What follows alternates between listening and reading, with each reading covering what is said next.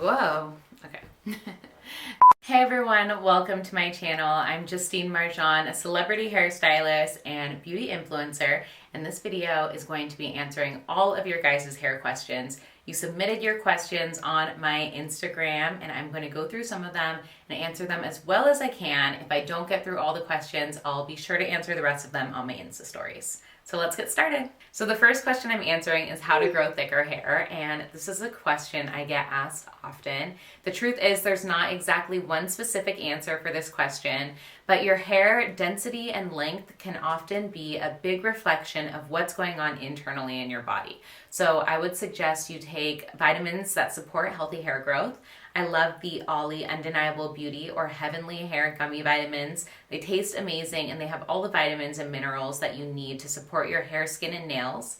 I would also suggest making sure that you sleep at least 8 hours a night. Make sure that you keep stress to a minimum, have a healthy diet and exercise.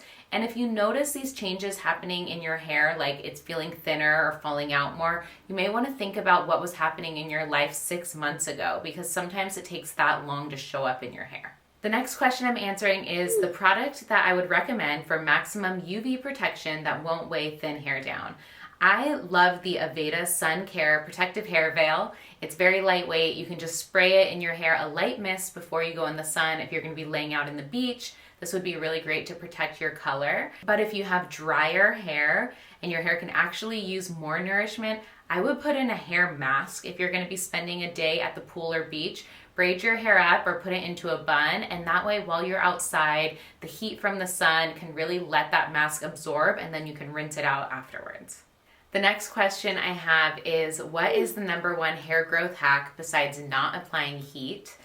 This is a good question because I recently grew my hair long for the first time in my life, and probably the thing I did that made the biggest difference was I stopped highlighting my hair and switched to demi-permanent color. I was highlighting my hair for so many years, and the bleach from highlights just takes such a toll.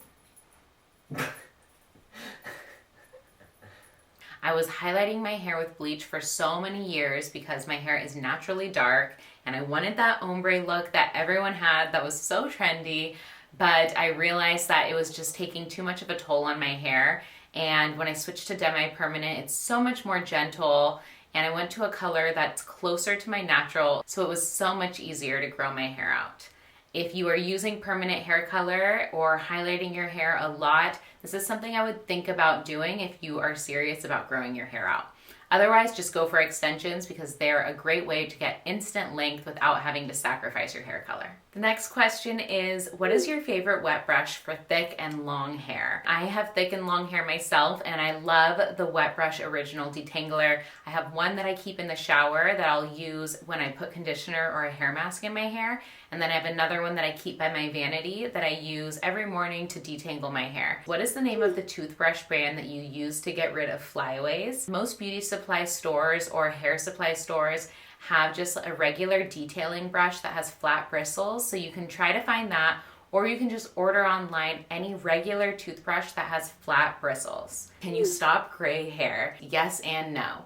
Hair can turn gray for many different reasons. Some of them include stress, a vitamin deficiency, or genetics. So if it's caused by genetics, there's not really much you can do besides coloring your hair. If you feel like the gray hairs could be caused by a vitamin deficiency, which can happen often if you have a change in your diet or if you're on a vegetarian or vegan diet and aren't getting all the vitamins and nutrients you need, I would suggest making sure that you are getting foods rich in copper. Some of those include asparagus, dark chocolate, yum, walnuts, and lentils. Gray hair can also be caused by a vitamin B12 deficiency. So if you don't eat meat and you eat things like eggs and cheese, you can find B12 in there. And if you do eat meat, it's available in most meat sources. The next question is how to style fine frizzy hair with not a lot of work. So the first thing that you want to make sure that you do with all your hair types, if you want to put in the least amount of effort in styling, is to make sure your hair is healthy. So for fine hair, a lot of times it can be scary to use deep conditioners, oils, or masks because you're afraid it'll weigh the hair down. So I would suggest just using your conditioner on the ends and then using a really lightweight shampoo on the roots. So keep your shampoo on the roots only and your conditioner on the ends only. And then after the shower, use a lightweight styling serum. Let your hair air dry, or you can blast it with a non-damaging blow dryer. I love the GHD Helios dryer. And then wrap your hair in a microfiber towel or turban.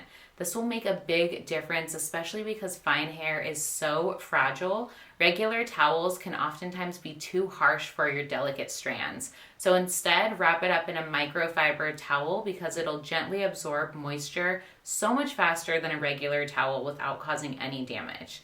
Also, sleep on a silk pillowcase so that you're not causing frizz while you sleep. It also helps prevent sleep crease and bedhead so that you can wake up with second day or third day hairstyles and not have to restyle it in the morning. I also suggest just using a really great round brush and blow dryer to restyle the hair. If your hair is fine, the WetBrush Break Free Collection Custom Style Round Brush, which is amazing because it has a dial that you can control the airflow. So if you want to blow dry your hair a lot faster, you can increase the dial so that there's more airflow through the brush and your hair dries faster.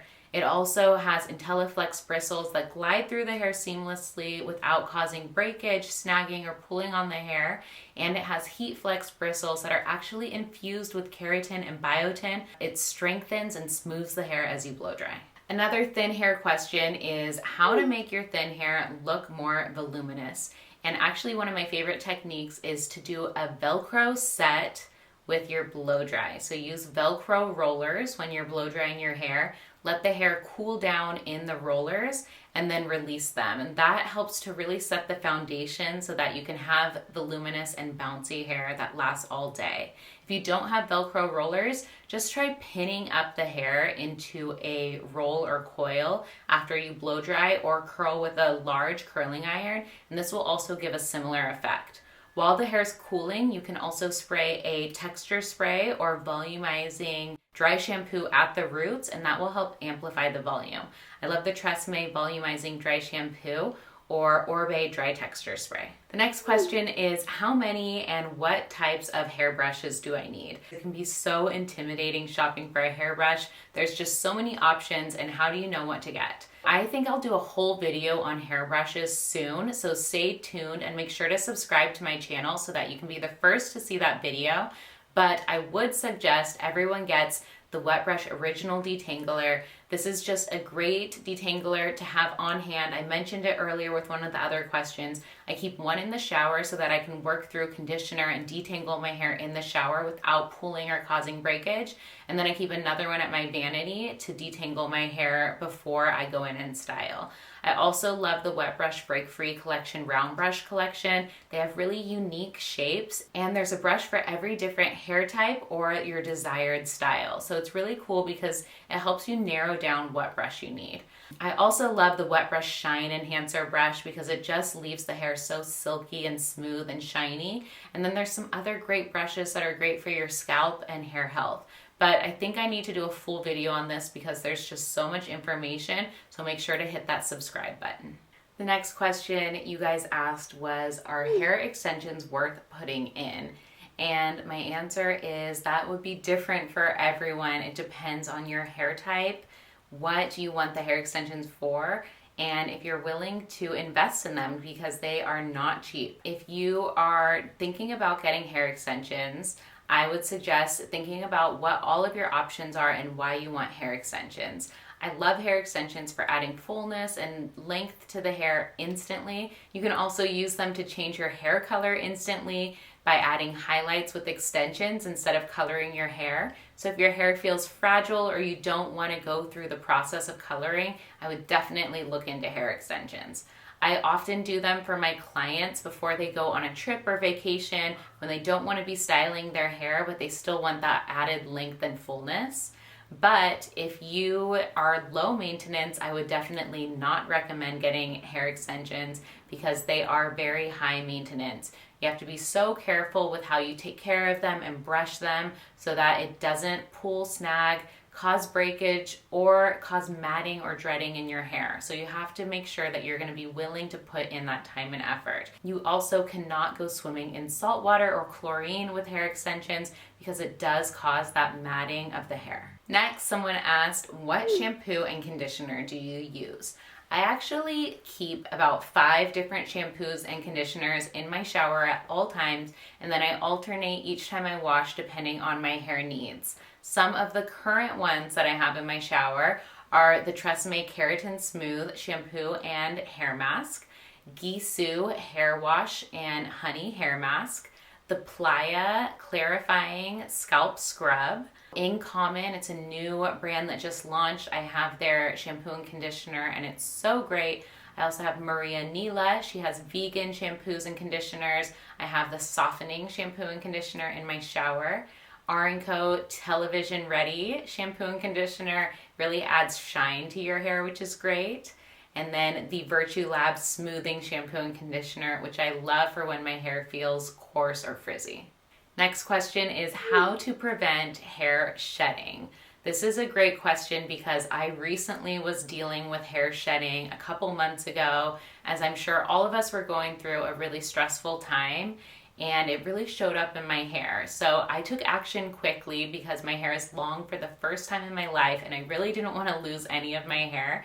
And what I did was I started doing castor oil treatments every time before I wash my hair.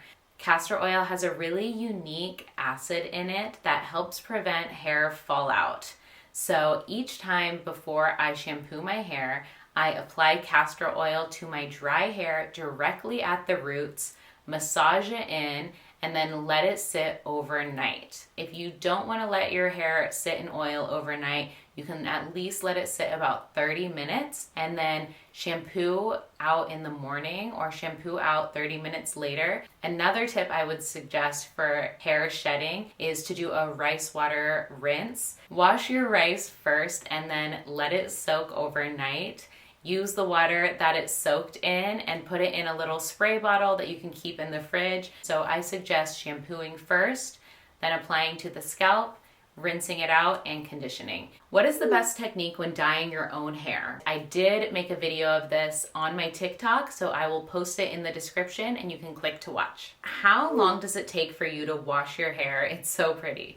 Well, thank you so much. I definitely try to take really good care of my hair because I want to keep it long for as long as possible. It's long for the first time in my life and I love it, but it doesn't take me longer than anyone else to wash my hair. When I sleep with castor oil the night before, it takes me a little longer because the oil's so sticky, it can be hard to get out of the hair. And then I do like to brush my hair in the shower with the WetBrush Original Detangler and a hair mask. And I always let my conditioner or hair mask sit for at least 15 to 20 minutes so that I'm getting as much moisture in my hair as possible. Next question is, how can I repair hair that is oily up top and dry and crunchy at the bottom? When you get out of the shower, while you're showering, use a different shampoo on the roots than you use on the ends. And then I would probably suggest keeping the conditioner or a hair mask only on the damaged parts of your hair and avoid using it on the oily parts of your hair. I like Christophe Robin Rebalancing Shampoo because it really helps to rebalance the scalp and balance out those pH levels. Or you can use a clarifying shampoo, like a clarifying sea salt scrub shampoo can also help get all that debris off your scalp so that your hair doesn't feel oily. On the ends where your hair is dry and damaged, you'll want to use more moisturizing products. So use a moisturizing shampoo and conditioner from the start and then use moisturizing products after you shower. When you get out of the shower, keep your styling products off of the scalp if your hair gets oily easily, and keep only your moisturizing products like leave-in conditioner or serums on the ends so that your hair doesn't get weighed down or too greasy. Do you recommend keratin treatments? Will it work for naturally curly hair? And what is the aftermath damage, if any? I personally love keratin treatments, especially if your hair gets frizzy easily. However, if you have really curly hair and you want to keep your curls, I would not recommend doing a keratin treatment unless you are okay with stretching out your curl pattern. it will definitely weigh your curls down a little bit. So if you like the way that your curls look and frizz is your only problem, I would suggest looking for anti-frizz products and at-home treatments instead of doing a keratin treatment. You can also make sure that you do a lot of hair masks regularly, get a lot of moisture in your hair because curly hair is naturally more dry than straighter hair. Also make sure that you're sleeping on a silk pillowcase because that's a great way to remove frizz without having to use any different products. All right, you guys, that is all the questions I can answer today. You guys gave me so many amazing questions that I actually have to split this up into multiple videos. My next Q&A will have more of the career advice and personal questions. So if you have any questions related to those, just leave it in the comments and I can add it to that video. Thank you guys so much for watching. Hit the subscribe button and I'll see you next week.